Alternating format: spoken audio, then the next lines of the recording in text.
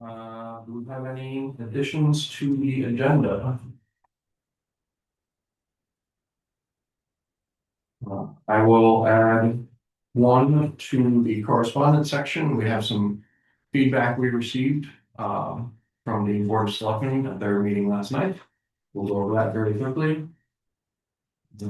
Anything else?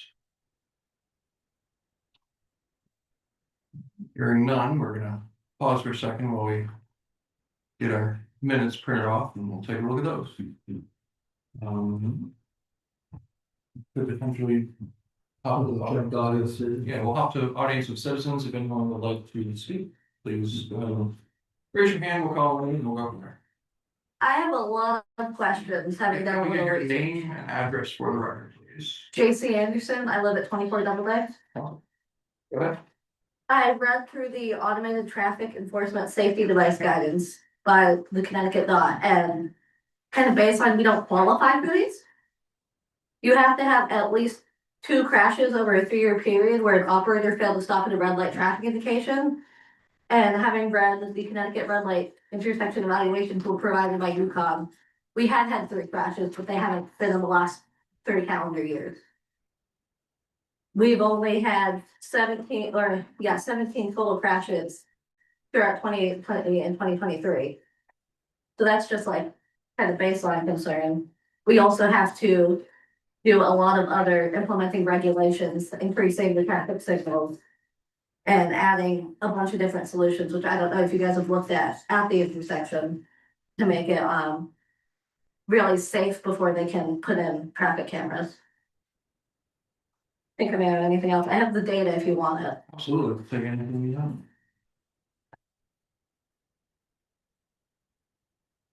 I will note that I know that there were definitely more than 17 crashes in that period. It might be a distinction between serious or injury containing crashes.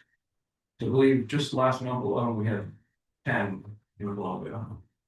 There are many more crashes that are either not reported or don't have injuries or so reported. Then We missed it. JC Anderson, JC, JAYCI. JAYCIE. Anderson. Also, I've researched that a lot of tickets do get thrown out because of camera not collecting the correct information and not getting plates. And calibration really matters. If they aren't calibrated frequently enough, a lot of tickets will get thrown out. Marlboro, I read an article, they have a lot of issues with that, like at least 1/3 of the tickets do get thrown out because they are able to correct and get the correct plates. do you know at what stage in the process they're thrown out? Is it when they're initially coming into the office and being reviewed before they're sent out? Or is it after they're issued a resident contests it? It is their safety officer reviewing each ticket and sending it out. Yeah, and that's actually really normal process that you will get a lot of false positives. That's why it's really important to have a human review every single citation before it potentially go out, so. Also, I did research and haven't been able to find that you can't talk to a vendor beforehand. You can't get into any like legal matters with them and any business contracts, but there's nothing saying that you can't get a quote from them or just talk with prices with them. So I know that's been kind of an issue. I also don't know if you guys have looked at any of the checklists for the enforcement plans. There's a lot of things the state wants. It is a lot. It is a lot, yeah. Some number of towns I've spoken to said that that list is rather daunting, and it's part of the reason they're not pursuing it. It is a lengthy process for any town that is going to look into it, and if you mess up anywhere along the way, you are opening the town to potential issues with being able to actually carry out enforcement of any citations that they're issued. So if it is something the town of Columbia eventually decides to look into adopting, they will need to do so very carefully. Yeah, it's a very careful process and long. You have to do a new plan every 3 years and send out annual reports. So it would definitely be something that would take up a lot of time. Also, one last question. How much would you say this would cost the town? Define costs, are you talking net costs or? I mostly mean increasing taxes. No, there would be no increase in taxes. Actually, to put the cameras out, would be a zero cost to the town. Any vendor fees would be part of the administrative fee collected as part of the citation, what I understand. So, absolutely, this is not something that any town has seen a net loss on or any new taxes related to actually deploying. Well, that's all I have to ask. Thank you very much. Anybody else? Go ahead. James Conley, 65 Doubleday Road. Yeah. It's getting ridiculous on that road for speed. And it's in the morning from 6 AM till maybe 8:30 AM, and then in the afternoon, late afternoon to early evening. And it's the same car the whole time. The other day I was finished removing the snow at the edge of my driveway, and I almost got run over. I got splashed with slush. Car went by me at least doing 50 miles an hour. I mean, I don't have no proof of how fast he was going. And the other day, a propane truck, tanker, he had been doing 50, going down the road, heading from 87 up to Randazzo. Now, I'm a retired truck driver, and I know what it takes to stop a truck, especially a loaded truck. And there's still got people walking dogs on that road. You got school buses. My son came last week, he got passed on Doubleday Road. Passed. And I called the state police. They did set up radar a few times over the past few years, but they set up at noon time, 10 o'clock in the morning. And it's almost like they were warned that there's going to be a state trooper there. And I haven't seen anybody get pulled over. And I sent letters to the town about it, and I get no response. It's getting horrible. I almost got one over, I went up to my mailbox. The guy went by me, he's doing 60 miles an hour. Like I wasn't even standing there. I think we can go ahead and open a problem report to look into speeding on Doubleday Road. I've heard of numerous reports of this myself. It's heavy trucks too, you know, like I said, I'm a retired truck driver, I know what it takes.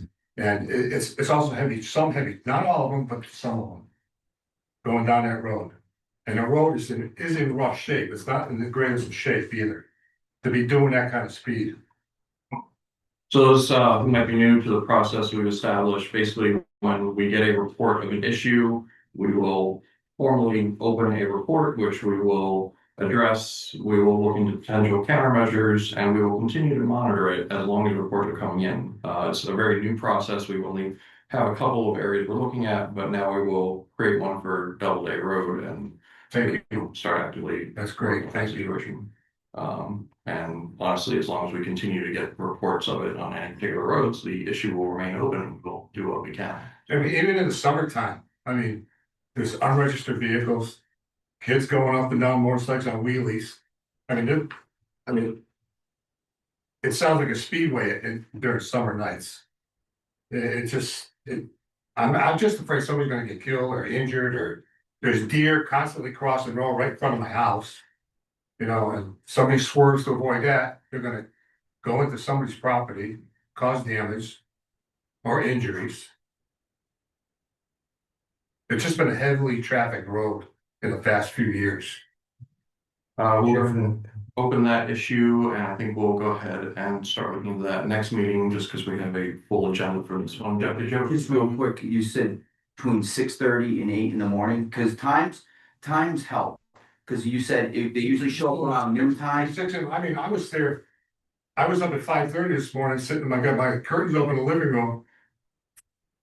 They're just flying up the road like it's a racetrack. Because it helps us try to let the resident trooper know about what time. What doesn't help is when Facebook fires up trooper on 87, trooper on this road, Right, trooper yeah, on I that road. understand. It's almost like, here's your warning sign for people. I understand. But times help when we want to try to It's at address least it. from 5:30, 6 AM to 6:30 to up to 8 AM in the Okay. morning. And then in the late afternoon, Like and that's 4:30 we to have school 5. buses too. Correct. And up to early evening, up to 7 o'clock at night sometimes. Okay. So it's kind of like Morning rush hour, evening rush hour. Exactly. Yeah, Okay. yeah, timing. But I noticed, I mean, I haven't taken any pictures, I mean, I don't like doing that, but it's basically the same vehicles. That I've noticed. Well, make and model would help in the form because you don't like doing it, but more information we can gather, we can give to the person that we're looking. We're not asking for a license plate or who the driver is, but a color, a make, that helps. Try to figure this out and solve these problems. Because we can't have a cop in every street. Oh, I understand. So that helps. I understand. Thank you. The last thing I'll do is, pardon me, if you are collecting any information, please do so in a safe manner. Please don't be standing right on the edge of the Yeah. road and invite a vehicle to hit you, and then we won't get your information. All right, anything else from the audience of citizens? Great, back to minutes. Has anyone not had a chance to review the minutes that we've received? Sherry, I do have one quick, adjustment. I believe Jeff, you were present at the last meeting and we were listed there. Yeah, I was there. Okay, great. I'm sure you had something? Well, I just want those two I noticed, and then I also noticed that with the vote, well, when the first selectman left the meeting, he said if there's a vote that he was in favor, but I don't know if that counts as a vote, or you have to be present during the vote. That was just a question on that. And so that was it, but I just wanted to make sure that it was correct. And my suggestion of the four-way stop at Whitney wasn't documented on there, but I did suggest that as a potential.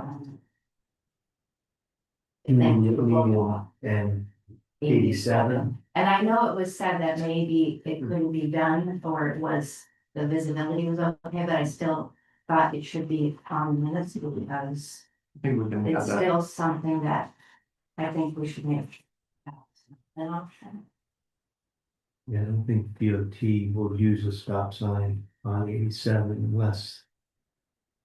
But still, we can capture that it was Sure. mentioned in section 5.2 here. Yeah, I don't know, but I didn't mention it, but Any additional corrections? Does anyone need more time to review the minutes? Hearing none, the minutes are approved as submitted. We did audience of citizens, old business, looking at the standing issues that we have coming out of previous meetings. We have two of them. I'm not gonna spend too much time on those today, just because we have a lot of other things we wanna go over. I will say that I looked into, something I brought up regarding the issue with speeding on Gallon Road, which was, there was the mention that sometimes, mapping software will send traffic along that road. So I looked into it, and contacted Google Maps people, and they actually got back to me with a phone call, which was very strange because I never managed to get them on the phone before.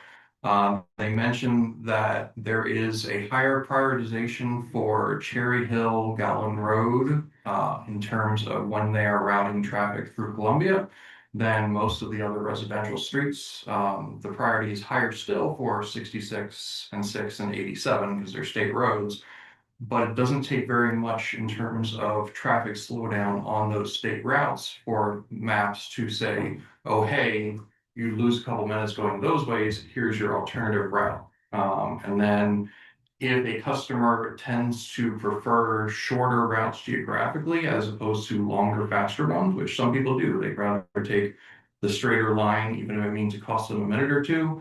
Google Maps software will adapt to that and potentially say, hey, here's this shorter route, which Cherry Hill and Gallon is a shorter route. If you're coming from Andover to Lebanon or vice versa, it will say that's a straight path through town. Maybe that's something you want to take. So I asked if there's anything that we can do with that. And they said that if they receive reports, especially from residents who live on that road, that there are safety concerns, they will take those into advisement and potentially deprioritize certain roads when recommending them for mapping. So if there are residents along Gallon Road, Cherry Hill Road who are seeing traffic concerns, you can open Google Maps on your desktop, right click on Gatlin Road, and there's an option to report a problem. And then you can fill out a form saying, hey, we're seeing a lot of speeding through town. The speed limit is 25, but your mapping software is potentially recommending people to come through here and saying they'll get through a certain length of road in a time that suggests that they're gonna do so at a speed above the speed limit. Submit that form, and if they get enough reports, they'll actually do something about it, and I've seen this before. So, one option that we have out there. There is potentially the option that municipal offices can get in touch with them directly. I asked them what the process is for that. I haven't heard anything back yet, so I will continue to follow up with them, see if there's anything we can do to more directly request that they deprioritize roads that we have concerns about safety over, and that's what I managed to look into. I don't think we got anything else urgently needed on our existing issues, but I think we'll have a chance to review them more at our next meeting. Anything else in the whole business for sharing? I drove by the school going both ways and I don't see that it says it's a school zone.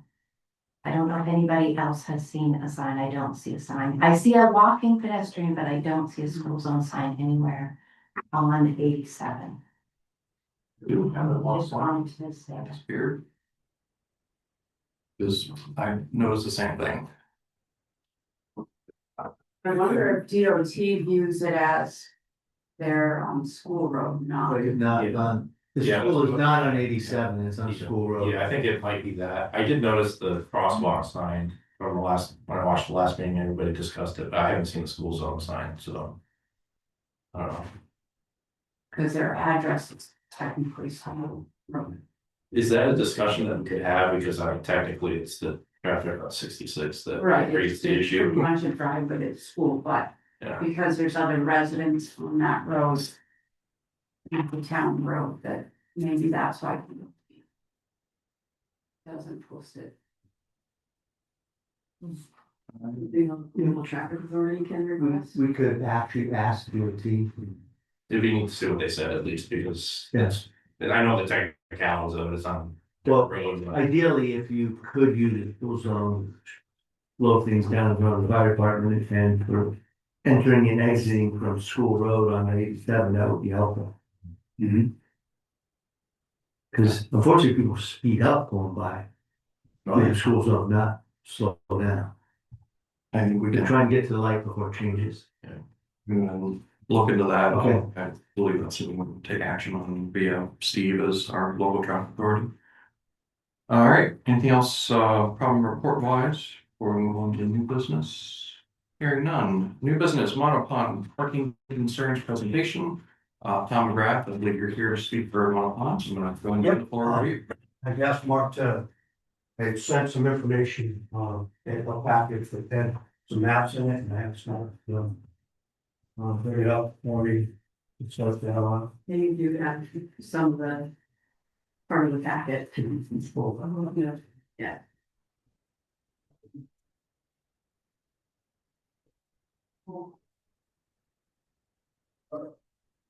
One more.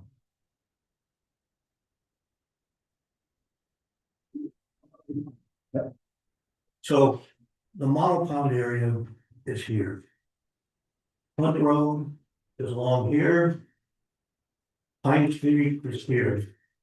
We have concerns about traffic coming down Hunt Road to access the current boat launch at Model Pond. And there's been some discussion with the state about them wanting to add parking at the end of Wells Woods and even at the end of Lake Ridge Drive. Both things we looked at and said, this doesn't make much sense for this cul-de-sac community. The current signage on Route 66 for Model Pond only exists on the westbound lane, but it directs people to Hunt Road. We're recommending that the signage be moved to Pine Street. It's a straighter, shorter distance, flatter road. And then also some additional signage be added to direct people to the parking on Chesborough Bridge and Leonard Bridge for the airline trail. So I had some more maps, so this is the Mono Pond area. The new part of Mono Pond is this larger section, which is closer to the airline trail. That's why we expect that most people will want to access it from the airline trail. This is, again, more information about, this is Hunt Road, this windy road. Bringing it over to the boat launch, where this will be Pine Street coming down. And this is the more detailed, most recent master plan they shared with us. It's still a work in progress. So this is the end of Wells Woods.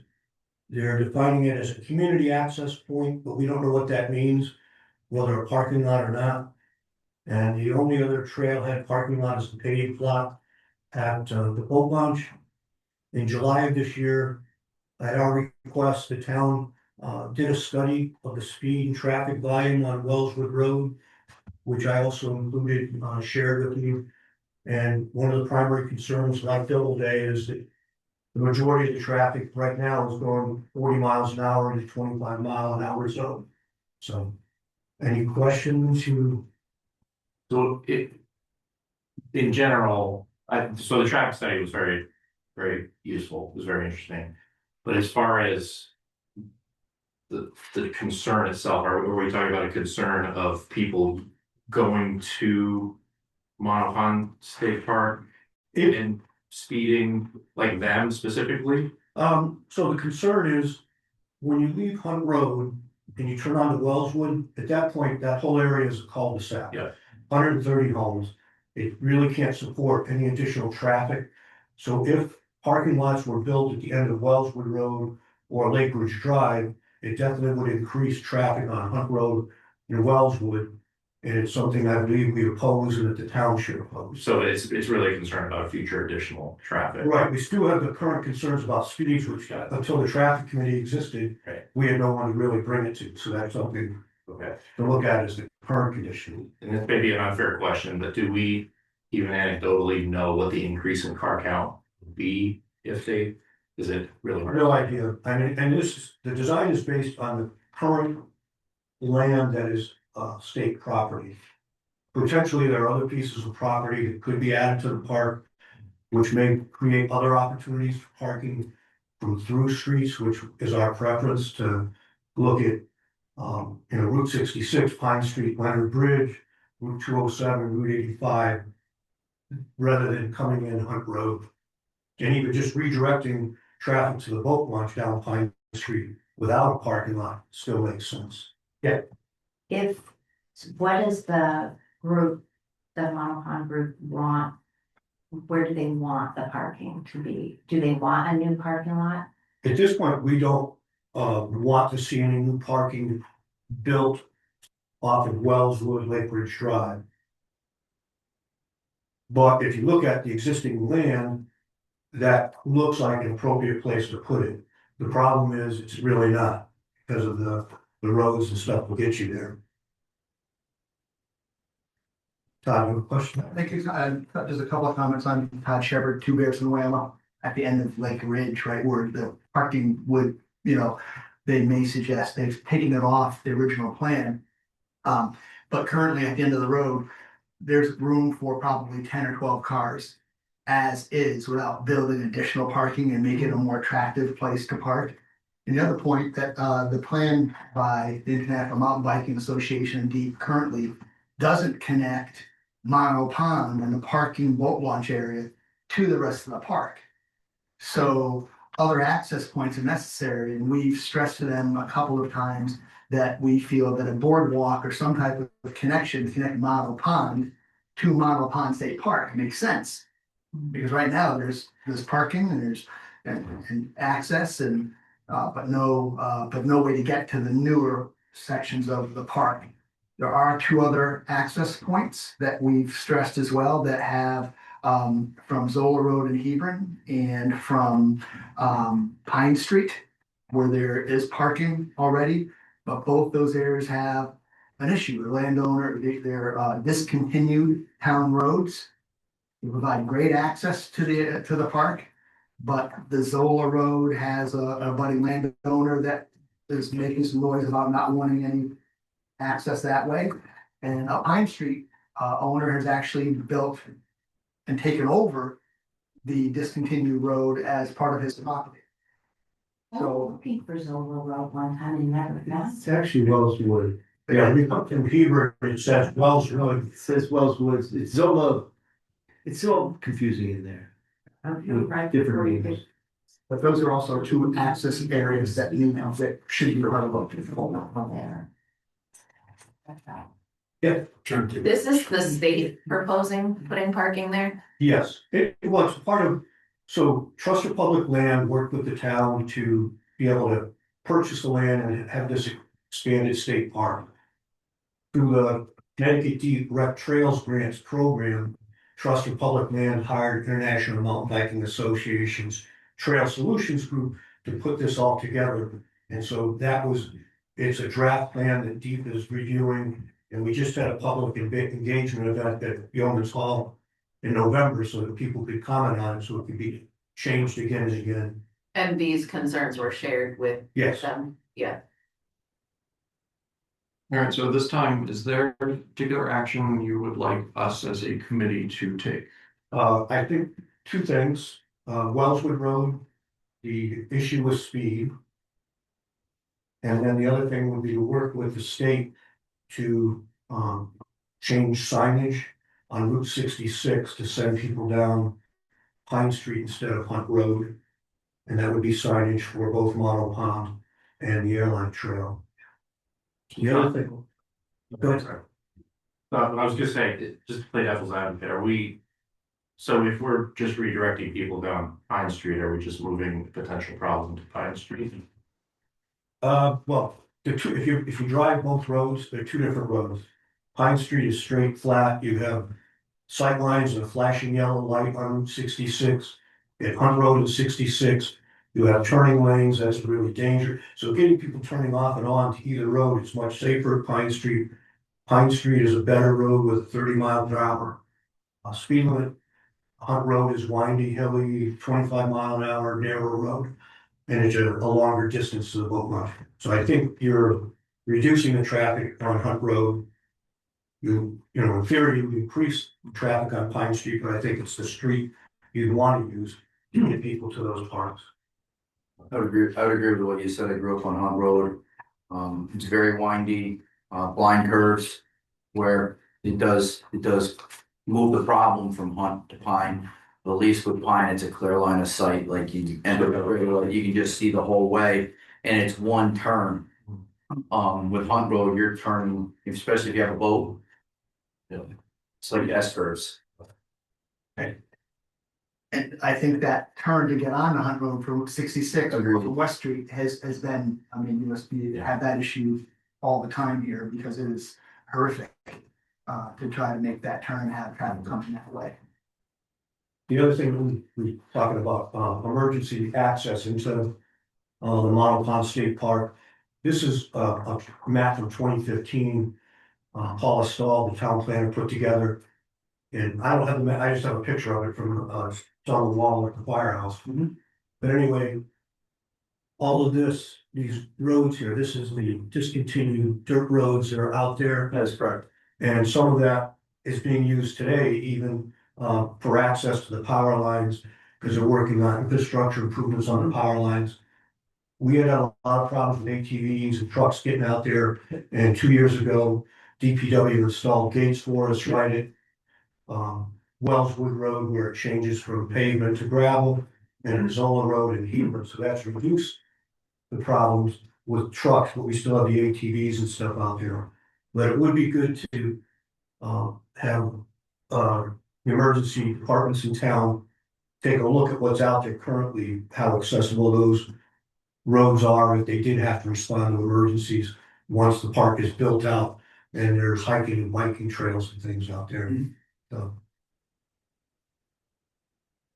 Just to add a little bit, the problem in Isle Woods is not people coming in from, it's the people in the community who are driving too fast. I have friends who I visit there, and I'm probably the only one who drives 25 miles an hour when I come there. And I'm very careful about that. And I think I think you do a disservice to people who may be coming to visit. I'm on Mount Pond State Park, friends of Mount Pond also. And I think everybody's worrying about something that hasn't happened yet. From at least from the state at this point, they're not looking at building a huge parking lot there. I know there's questions and that stuff, but until it's kind of like we're putting the cart before the horse. If they propose a huge parking lot, I think we have a problem. But to keep people on a public road saying, well, there's a state land here, and people do it now. I mean, people go hunting there all the time near Todd's house. And as long as there's 4 or 5 cars, most of the time I go there hiking there all the time. But there's 1 car, that's a lot. Most of the time, there's nobody there. And there's property at the end of Wellswood Road that if sometime you ever purchase that property, there'd be a perfect place for a small parking lot. But Wellswood Road isn't that long. I mean, granted, the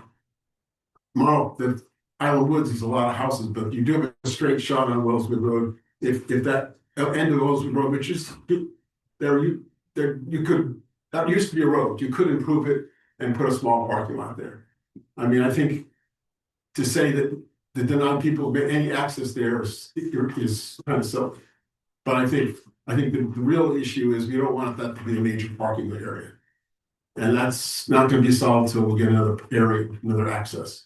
And there's been we've all been yelling about putting a connection across the swamp so the 2 parks, but it's just, there's a lot of, Deep doesn't want to do it. And so it's going to be a long road. So this, I don't know. Yeah, I mean, I just want to make sure that there's others, and I'm on Friends of Mount Pond, I don't agree with what he said on some of these things. I think we do need to have some minor parking area at the end of these roads. Just because it's gonna happen. And if it's gonna happen, we should have some organized, what happens in an organized way. And I don't think it's gonna make a difference in the speed of people driving there. But you said the speed is from the people that live down there. Well, That's my, Because they're not, that's my. they're not. I'm gonna take the floor back, Brendan's had her hand up patiently for a while.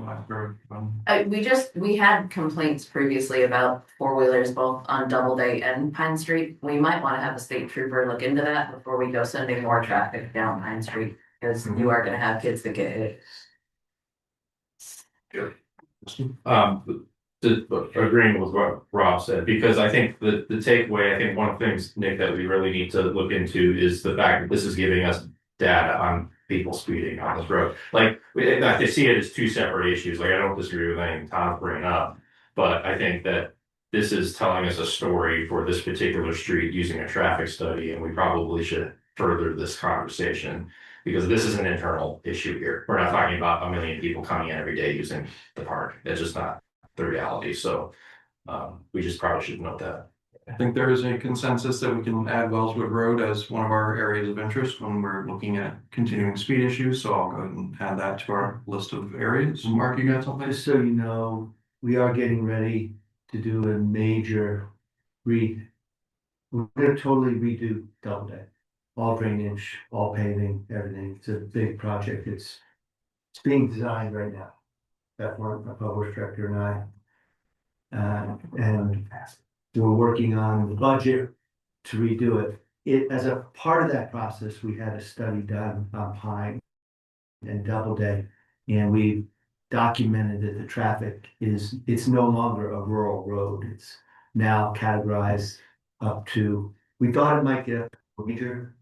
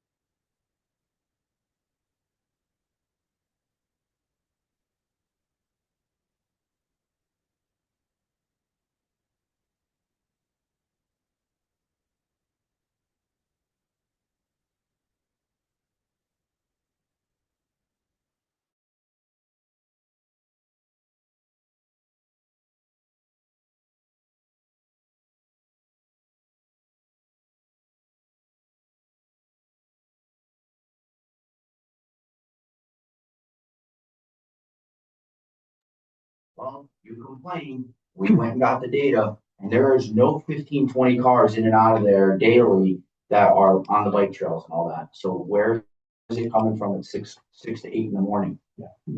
And double day, I mean, we can infer this to every other, But that's, we need, right, I agree with and you. it has to be more than just 1, 2. Yes. I think it's A double day is a cut. HD camera, we gotta go back to Al. Wellswood is not, Where's the Al? It's not there. they're on the bus down. Right, right, but I think, Nobody's. I think the conversation around when the impact is mornings and evenings. And we always know that some of these residents of Columbia will be culprits of that, so we have some control over that communication. And then obviously we'll have a percentage of it from out of town, so it's just about strategizing and how to hit all of those. It'd be interesting to hear Chesbro Bridge Road. Because they're coming up out of 11 off Tobacco Street, they're coming around, they've gotta be moving on Chesbro to grab Doubleday to get out to 87. So it'd be interesting to hear from people on Chesbro in that area, are you seeing it? Or do they continue and go straight out to Route 66, which would put you right down Pine Street, which is a straight shot. Yeah. You know, that I liked Tom's idea, get them off on road, put them on Pine Street, it's a straight shot. But then again, you're increasing your traffic from that minor to the major. Just think of when they start that Doubleday project, Pine Street traffic is going to really increase. All right, very good discussion. Any action we wish to take at this moment?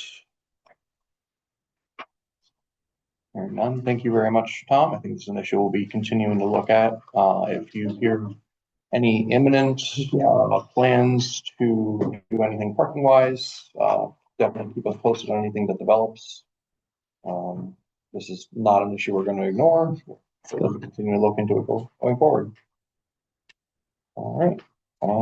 Mark, did we ever get any update on whether the trooper was able to proceed with the extra reporting time?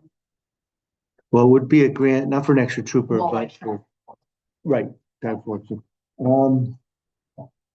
I don't know where he's at. I don't know. Oh, I was just curious if we could like recommend, like, these are the roads that we've done, like, can this be focused here, this way out? Yeah, and that's a overtime speed radar enforcement grant. Right. I looked into it a little bit myself. It's not a short application and it's not one that they seem to act on really quickly. I'll check with you, But bro. we have been getting it, Yeah. so, We have. yeah, it, DeCarly started it when he was here. Are we confident in the applications? That's what we have to find out.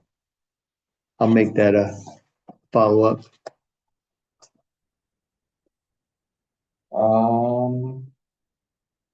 Anything else in new business? Nope. Correspondence. I don't think we have anything that's been sent in to us, but I'll bring up in this section since it seems most appropriate. The Board of Selectmen did have us on their agenda at last night's meeting regarding the recommendation that we made at our previous meeting. There was no formal action on it. Rob, since you're on the board, it would be fair to summarize where the board currently is in regards to our recommendation and what they may need from us. To be honest, I'm a little confused. Basically, they kind of push it back on us. They made few assumptions that we have looked into a lot of different options, and I think really the vote that we had was more, yes, we weren't saying, yes, we got to do this. We were saying, yes, this is something worthy of looking into more deeply. What our goal was, if I'm not mistaken. We recommend that we look into it, and they kind of said, well, can you look into it a little bit more, I think is what it came down to. Do more research, get more Do data. Research, It wasn't clear what additional research or data they were looking for. I think they're looking, I mean, I kind of put, it's like, we don't like that solution, can you find another one? And my problem is, and I feel actually, unfortunately, sounds silly, but I didn't sleep well last night because I'm trying to think of another solution that would be, that, you know, cars drive too fast. And it's a national problem, I believe. I'm driving to Florida for Christmas. I'm going to cut you off, Rob, just because I know I want to get the feedback based on the events from the Board of Selectmen last night, so we can see what it is, what we need to do, if anything, for our next steps. Jeff, I don't know. It seems like I'm getting two different sides here. We made a recommendation to move forward with it and they're pushing back. So do they not want to do this? Because if they don't, then Board of Selectmen, what do you want for a resolution? We're telling you, we want to proceed with this. We need your backing and your blessing to make the next step forward. To go say, give us another recommendation, then hire another resident state trooper. I'll tell you what I heard. They did, yeah, go ahead, Mark. I mainly heard that they want to do more analysis on the towns that have gone forward. The pros and cons of where they've run into litigation problems, where they've run into manpower problems, where they've run into, is it just pushing the problem to another part of town once people figure out where the cameras are? So there's a lot of questions that they want to learn from towns that have done this. Have we received those formally from the Board of Selectmen that we can review and research and take action on them? Are they researching it themselves? What is our next step that they need us to What do? I had asked was to give me a charge, but I was not given a direct charge of what to do. So I think what I mainly heard is, we're not ready to act on this. We want more data. So I think what we can do is probably, there aren't that many towns that have that. You know, it's Middletown, it's Marlboro, it's Washington, and there's a few more that are on the cusp of moving forward. I could easily request from those towns to see their ordinances that they've drafted, because those could just be emailed to me. That's not a big ask. There was some mention of town of Goshen is under some legal issue. I don't know if we can find out more about that or not. I called them. They have no idea what anyone's talking about. I think there might be some discussion on Facebook that someone's threatening something, but from what I understand, this is fairly typical when automated traffic enforcement appears in a new location, is that somebody will file some sort of civil liberties suit. Every single one I've ever seen has been dismissed, just because over the last 20 years, they've done a good job of kind of addressing the concerns of that, particularly because civil liberties suits tend to relate to if there's a criminal charge, which these are civil citations, and the concerns that would apply to criminal charges don't apply in this case. So there will probably be suits that emerge, don't go very far, but they will certainly garner press and attention, and we'll want to keep an eye out for that. But Isn't speed cameras used nationally? they are. So like, we're not reinventing the wheel. We're not. They're also banned in 10 states.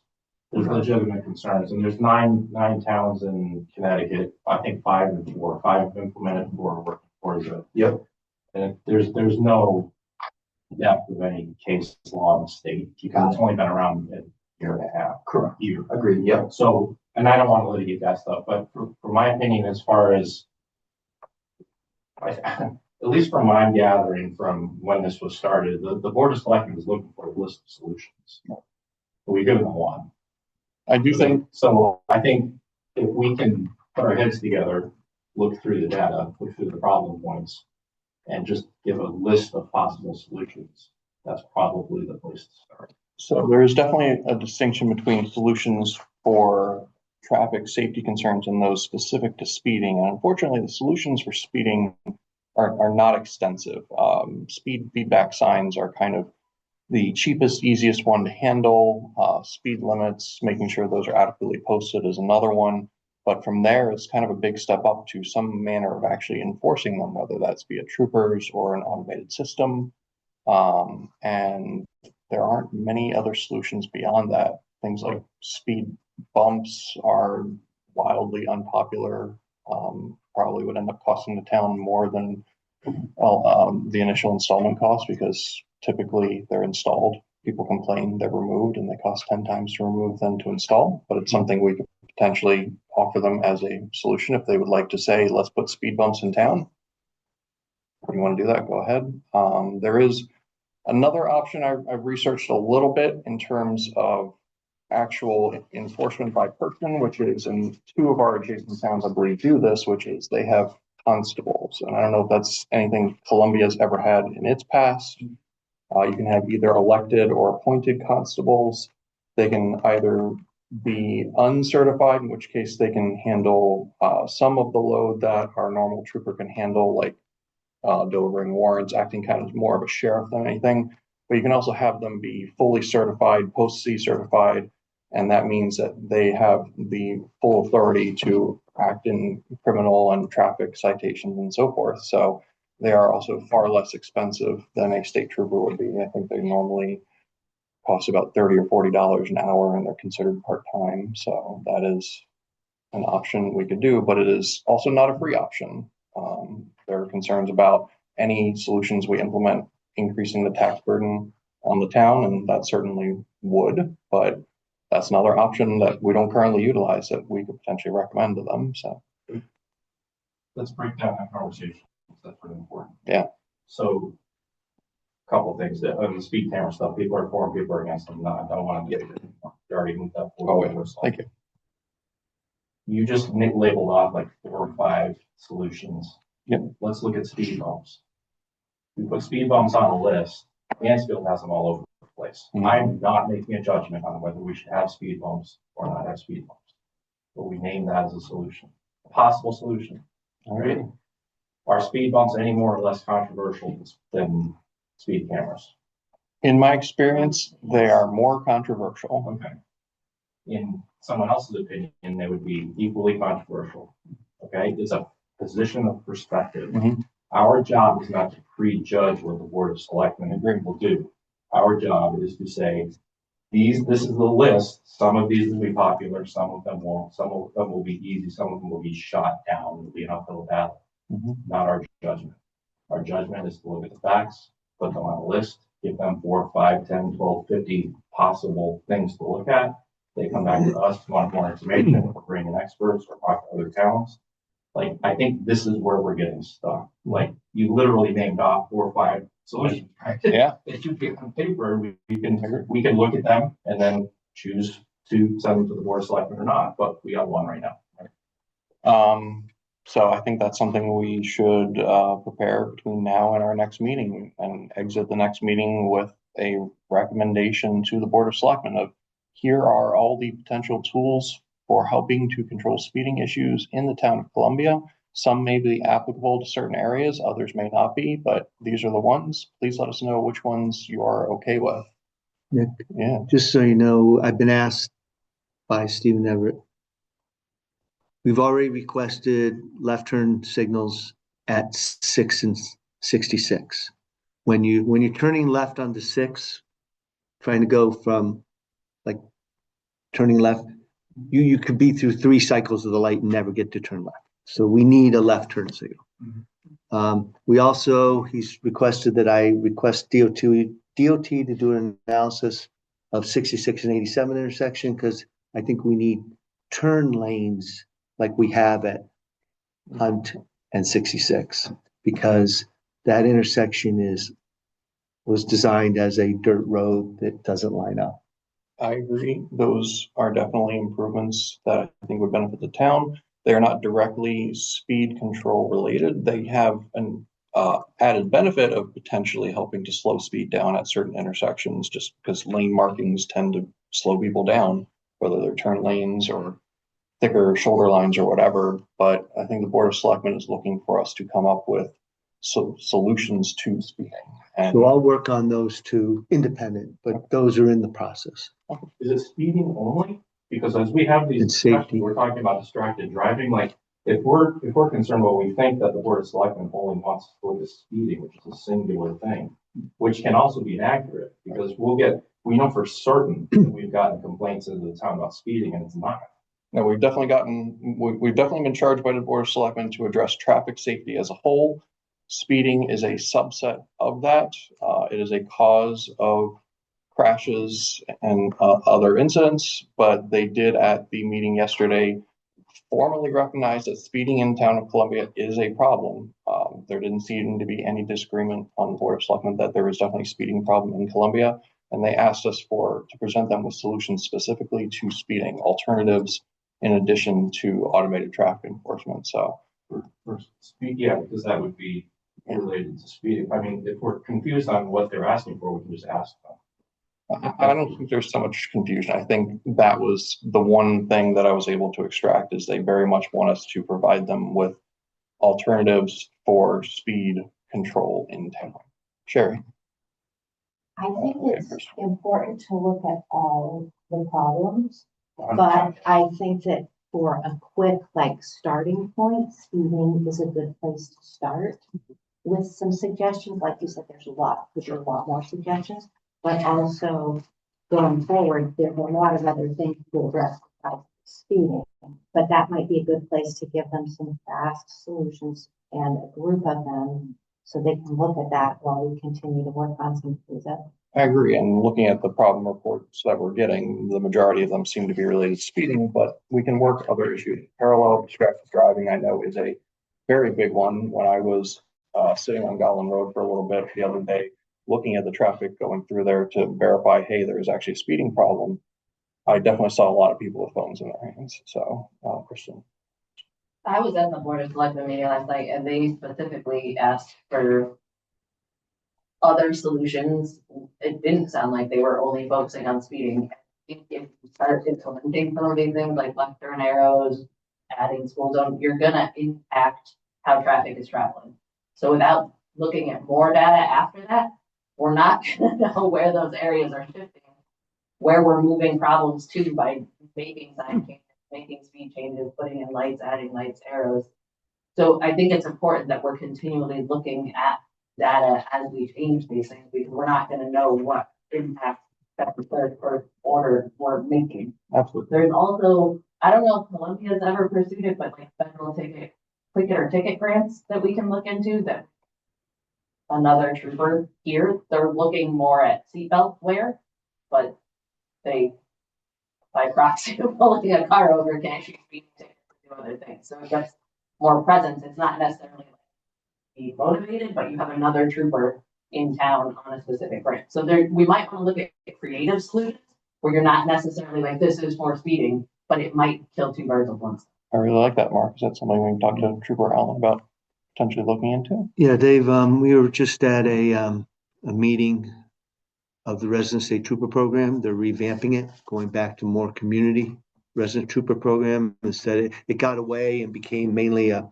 highway program. They're bringing it back to focus on the community, and they've allowed the troopers to partner with other neighboring troopers. Let's say they want to grab two troopers from two towns and then have a big ticketing fest in Columbia, or focus on cell phone, and they'll focus on certain areas and try to make an impact where one trooper can only be so many places. But if you had 3 troopers working in one day, that would be fantastic. Being looked at. Okay. Hoping we'll look at it more, Jeff. I guess I'm confused. This committee was established because of speeding in the town of Columbia. And we've expanded to look at like everything. Speeding was the issue that was being raised, because I've had conversations with the resident state trooper, the first selectman, and the fire chief in the town. So I'm on the road and people are speeding by me at traffic accidents.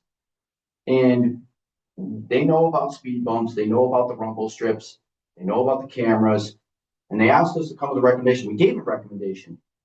They're shooting it down. You don't need our recommendation to go put speed bumps in. They can do it right now. They don't need recommendation from us to go put the rumble strips in. They can do it right now. So what do we have to bring for them to take action?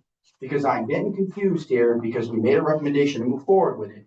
It doesn't mean it's going to happen. It's going to go to a town vote. Town has to vote on it. So if the people of the town voted down, then they're saying, okay, it's okay to speed because I don't want to get a ticket. But we've heard from different people, as said about different people's view. I'm not putting my personal feeling in it. We know the tools out there for our small roads. There aren't many choices, folks. We don't have a town DPW of $10 million where we can go out and spread these roads out wider. They're small roads.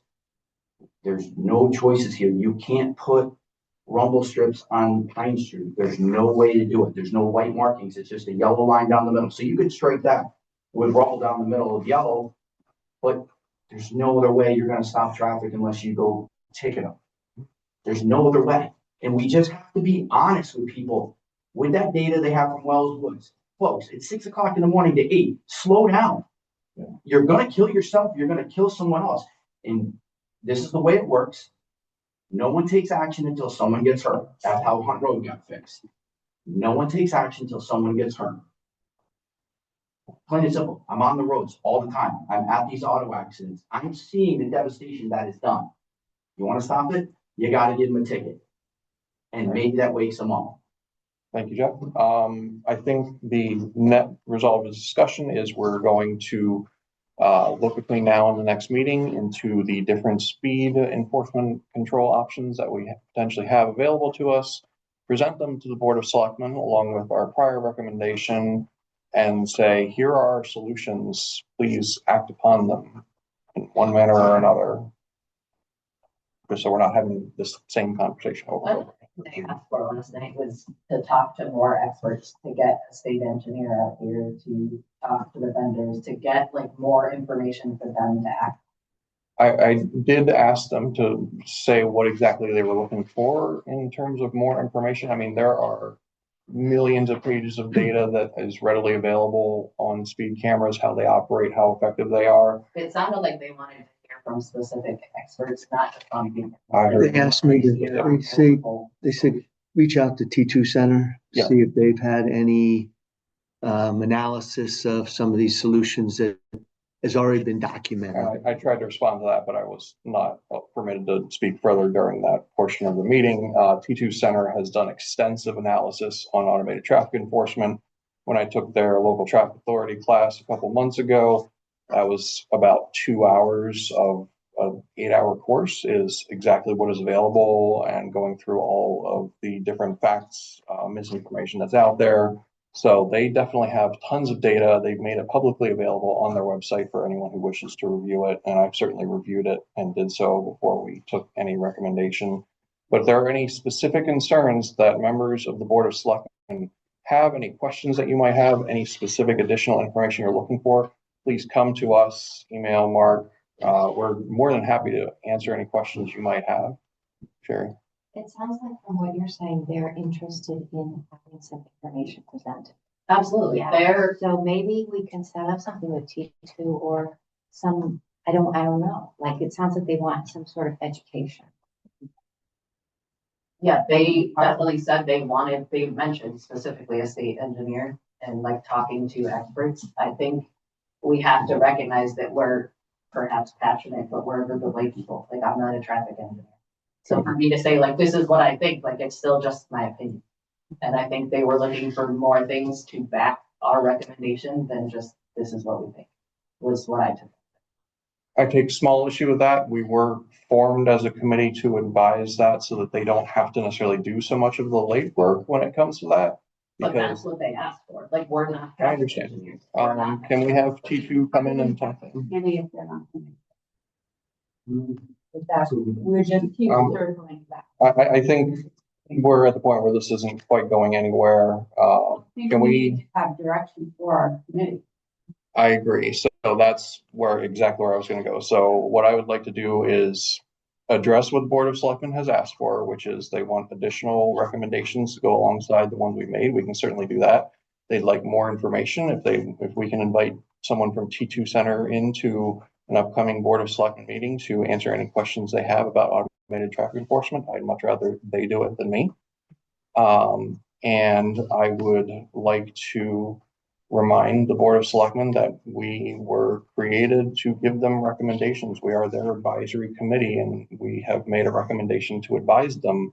And maybe we have some concerns about, are they actually going to act on the advice we give them? Because if not, what are we doing?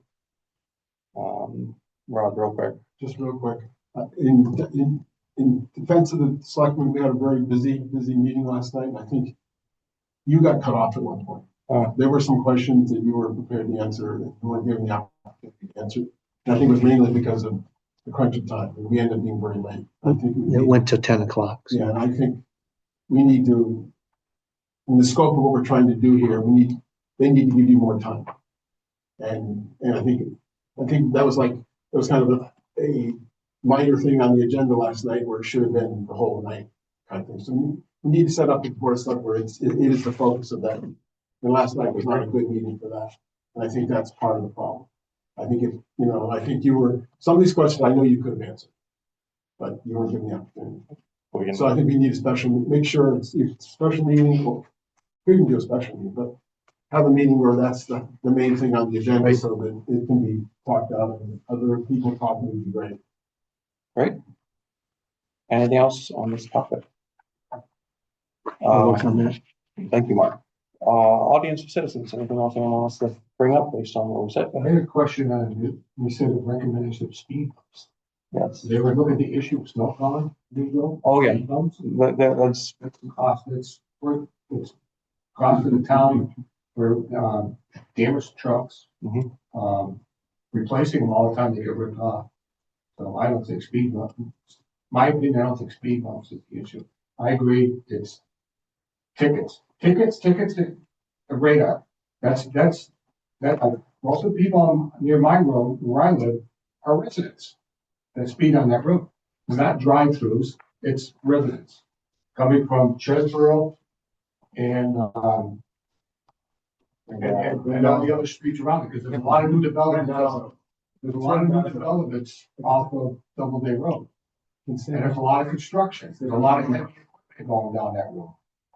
And it just, that's the issue I have as far as the speed bumps or rumble strips. That's not gonna do anything. rumble strips are not a speed control device by any means. They never have been, they never will be. We've been asked to present options, not necessarily recommendations. We can discuss if we want to actually actively recommend any options we look at, but let's get all the options on the table and we can discuss them one by one at our next meeting and say, is this something we want to recommend Board of Selectmen look into? So that's it. Anything else, audience and citizens? Board member comments? We just I bought, just wanna Go say ahead. that I don't think we should be giving them every option under the sun. We should be recommending what we feel is the best option. I agree. I don't think we will Otherwise, simply. you're gonna overwhelm committee that charged us to do that work for them. It seems pointless. If that's the case, they can do a quick Google search and get 15 options. It's definitely up to us to get all the options on the table, make sure we're exhaustive in what we're considering, and then turn them into recommendations for the Board of Selectmen. I think if we support those recommendations with data from studies we already have, with complaints from issues we already have to support why we made the recommendation. Sounds good. And one last thing, with that recommendation to the board, we were just looking for approval to get the process moving forward. We still have a lot of homework to do with that, because we still have to present it. They know. Am I right? Yes. Okay, that's, I just want to make sure we're Very- clear, like, we it was were looking for very clear. permission. And get some of those questions. Which I raised the concern that that may not be the appropriate action to take before there's an ordinance in place. Got it. Is that something you check into if that is true? You know, we could have someone come in and talk to us or is that? We can informally talk to vendors to inform us. We can allow them to give us data to potentially support the use, but we cannot say this is the vendor we're looking at. And we've done a little bit of that at this point, and I'm very concerned that we've kind of aligned ourselves with a particular vendor. Capital Region COG has a list of approved vendors that they pre-solicited, pre-approved and looked into. We can keep them in mind, but I definitely don't want to see us drafting an ordinance based on a particular business trying to make something happen in the town. So that's something we need to be very cautious of when we're looking forward. and Nick, one last thing, the town did just purchase a new radar camera for our trooper. This camera is different than the handheld he has. It's designed to give him data going forward and coming up from behind him so that he doesn't have to be pulled off the side of the road with the gun. He can actually see everyone's speed while driving. So Two directions means double the tickets, guys. right, Slow so down. that'll help a lot. Any other comments? Hearing none, we reached the end of our agenda. There's a motion to adjourn. We are adjourned. Thank you very much. See everybody in 2 weeks. Good job. Close. Better than us. Yeah. We'll get